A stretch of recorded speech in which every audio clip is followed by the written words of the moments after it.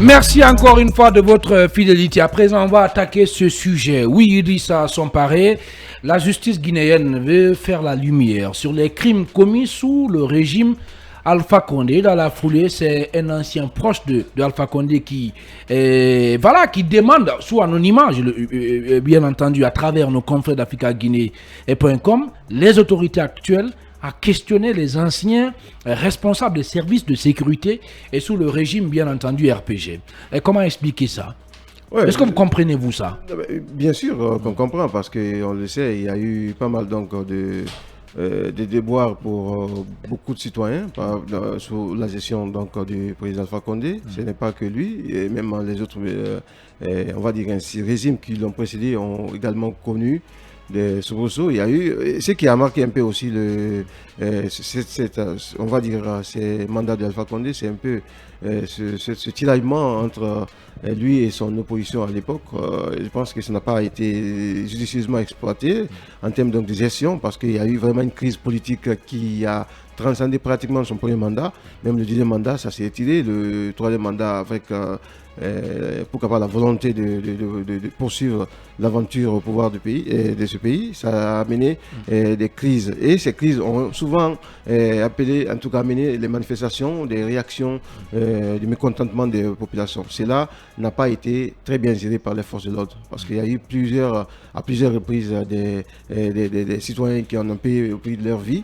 Et pour moi, même au niveau du discours, le président Alpha Condé n'a pas, malgré tout ce qu'on dit de lui, un grand politicien, un grand politique, il n'a pas eu, on va dire ainsi, la bonne gestion en termes de discours pour un peu casser cette crise ou ce tiraillement qui s'est construit autour de son mandat, parce que à mon avis lui-même il l'a créé, il a favorisé, on va dire, un mandat compliqué par rapport à toutes ces manifestations, parce que sous son premier mandat, il ne faut pas oublier qu'il y a eu beaucoup de manifestations. Il y a eu énormément de manifestations. Ça même, on va dire, pénalisé, parce qu'après, il a quand même utilisé cela pour dire que son premier mandat n'a pas été un mandat de paix, parce que tout simplement, il a connu une opposition qui l'a talonné et qui ne l'a pas laissé le temps, et qui a pris le pays en otage par rapport aux manifestations. Et ça, je crois que en quelque sorte, il n'a pas eu le bon réflexe de gérer cette situation. Et malheureusement, mais est-ce qu'il ça a été il pouvait le faire, surtout, non, il pouvait. Surtout les tueries. Rien que le discours et les actes pouvaient à un moment donné montrer que le président qui est là, c'est le président de tous les Guinéens qui veut faire bouger les choses, et ça pouvait, on va dire, en quelque sorte atténuer ceux qui se sentaient un peu en quelque sorte visés par les répressions, ceux qui se sentaient à un moment donné poussés parce qu'ils n'avaient pas la même obédience politique qu'Alpha Condé. Pour moi, s'il avait posé des actes assez intéressants en termes donc de volonté politique, ça n'allait pas prospérer comme ça, parce que pratiquement, en quelque sorte, il a renforcé les arguments de son opposition à l'époque, en les faisant comprendre que c'était quand même un régime qui était braqué et qui avait donc, on va dire ainsi, une main lourde par rapport aux manifestations, par rapport à toutes ces voix discordantes qui venaient de l'opposition. Pour moi, si on enclenche aujourd'hui, on va dire ici, une action judiciaire contre lui, c'est normal, parce que comme c'est quelqu'un qui a géré le pays, et pourquoi pas, ça peut être, on va dire, une opportunité de montrer que c'est une justice qui est prête. Mais ce qu'il faut surtout refuser, c'est que les autorités actuelles, qui sont quand même, on va dire ainsi, dans une position centripète face à Alpha Condé, ne puissent pas utiliser ce dossier-là pour en faire, on va dire ainsi, un outil de pression sur l'ex-président, parce que les autorités actuelles sont promptes à prendre au sérieux tout ce qui peut inquiéter et contrarier le président sortant. Mamadou Boyi, est-ce qu'on peut considérer, disons, cette recommandation faite par cet ancien proche de Alpha Condé à travers nos confrères d'Africa Guinée comme une piste sérieuse? Le fait de dire, ben voilà, il y avait quand même des gens qui étaient à la tête de la police et à la tête de la gendarmerie qui sont actuellement dans le système CNRD. Il faut les questionner, il faut les écouter, ils doivent s'expliquer sur les tueries qui ont eu lieu sous le régime Alpha Condé.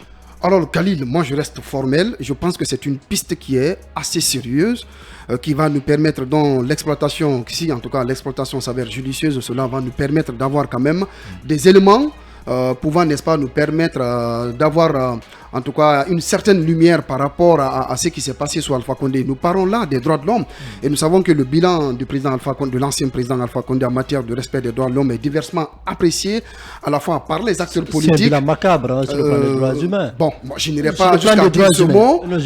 Voilà, d'accord. Moi je n'irai pas jusqu'à dire ce mot. En tout cas, pour un régime qui n'a pas un régime de transition, qui a été quand même dit, je crois qu'en réalité, on n'avait pas. En tout cas, quand même, le bilan est apprécié diversement à la fois par les acteurs politiques, les acteurs de la société civile et même les organisations de défense des droits de l'homme et ONG de la place. Je vous pose cette question.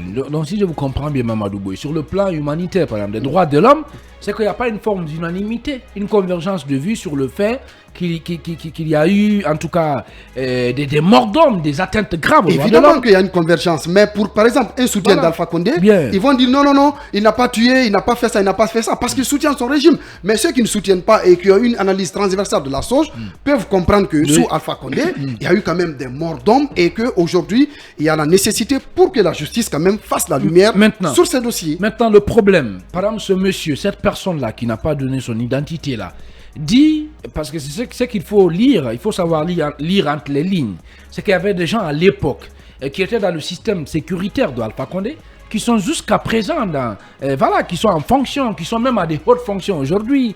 Par exemple, à l'époque quand même, il y avait au niveau de la gendarmerie des gens comme les Bala Samoura, par exemple. Justement, c'est ce que je dis. Je dis, en tout cas, cette approche, ce témoignage, cette source qui s'est confiée à Africa Guinée, c'est sérieux et il y a lieu de l'exploiter. Pourquoi? Parce que quand on interroge, par exemple, les chefs services qui étaient là sous Alpha Condé, je pense que c'était eux qui recevaient des instructions et les exécutaient sur le terrain.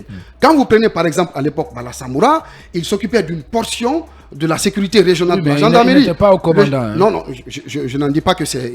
Je sais, et on ne porte la responsabilité à personne. C'est une analyse qu'on fait. Le général Baldé, par exemple, était le haut commandement de la gendarmerie nationale. Le général Bafoué était par exemple le directeur national de la police. D'accord? Donc, en questionnant ces personnalités, on peut quand même avoir des pistes, des approches, en tout cas nous permettant de comprendre qui a donné l'ordre, en tout cas de commettre ces massacres sur le terrain, parce que c'est plus de 250 Guinéens qui ont été tués sous le régime Alpha Condé, et les victimes dont l'audition, Khalil, je le rappelle, a déjà débuté du côté du tribunal criminel de Dixine, est en cours, et que, en tout cas, ces auditions pilotées par des officiers de police judiciaire peuvent permettre, en tout cas, d'avoir des éléments sur lesquels on peut aller pour situer les responsabilités par rapport à ces crimes à ces crimes commis sous le régime Alpha Condé. Mamadou Boye, très complet, oui. L'autre Mamadou Yaya Baldé, qu'en pensez-vous?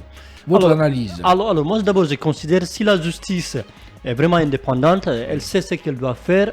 Donc, on n'a pas à lui suggérer des pistes. Je pense qu'elle doit savoir que dans pareilles circonstances, dans pareil cas, justement, on serait amené à interpeller justement les responsables des services de maintien d'ordre. Je pense que ça, c'est un vol de soi, donc c'est tout à fait normal. Maintenant, à quand ça va se faire? Est-ce que c'est au niveau de cette période, de cette phase préliminaire, ou bien c'est dans l'avancement des dossiers?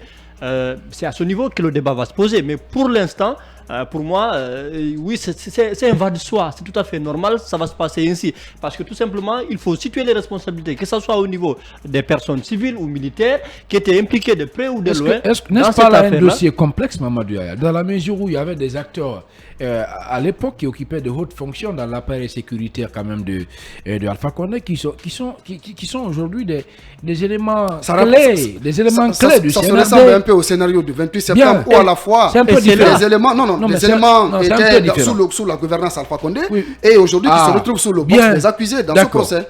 Et c'est là justement qu'on va évaluer, qu'on va mesurer toute la bonne foi de la justice guinéenne et des autorités actuelles de la transition sur la manière dont cette transition sera pilotée d'un point de vue judiciaire sur des dossiers aussi complexes. Est-ce que lorsqu'il sera nécessaire ou question d'interpeller des acteurs qui hier étaient à des positions stratégiques, aujourd'hui qui occupent des fonctions aussi importantes au niveau de l'appareil de l'État, est-ce que justement on leur laissera tout ce qui est, en tout cas la latitude d'aller répondre, Et c'est là qu'on observe justement le CNRD. On observe le CNRD, les autorités judiciaires, est-ce qu'ils auront suffisamment le courage nécessaire, le courage politique pour véritablement laisser la justice travailler. Je pense que c'est là qu'on va l'attendre. Mais le président Alpha Condé, pour revenir sur le président Alpha Condé, je pense qu'il faut le dire, je le dis, son bilan en matière de droits humains quand même a été macabre. On parle de 250 morts tombés sous son magistère. Je pense que c'est quelque chose de trop. Ce n'est pas honorable pour un président civil. Même si l'hémorragie continue encore sous le CNRD. Oui, ça continue, mais ce n'est pas normal. Merci. Il n'a pas été à la hauteur dans les discours. Je pense qu'il n'y a pas eu assez de remords également par rapport à ce qu'on a vu. Ce n'est pas du tout normal et digne d'un président qui a cherché le pouvoir pendant plus de 40 ans. Merci beaucoup Mamadou Yaya Baldé. À présent, on va partir avec le premier passage de notre écran publicitaire au compte de cette émission Talk Politique. On revient juste après pour poursuivre ce débat. Et je le précise qu'à la reprise, qu'on va prendre en compte vos différentes réactions. À tout à l'heure.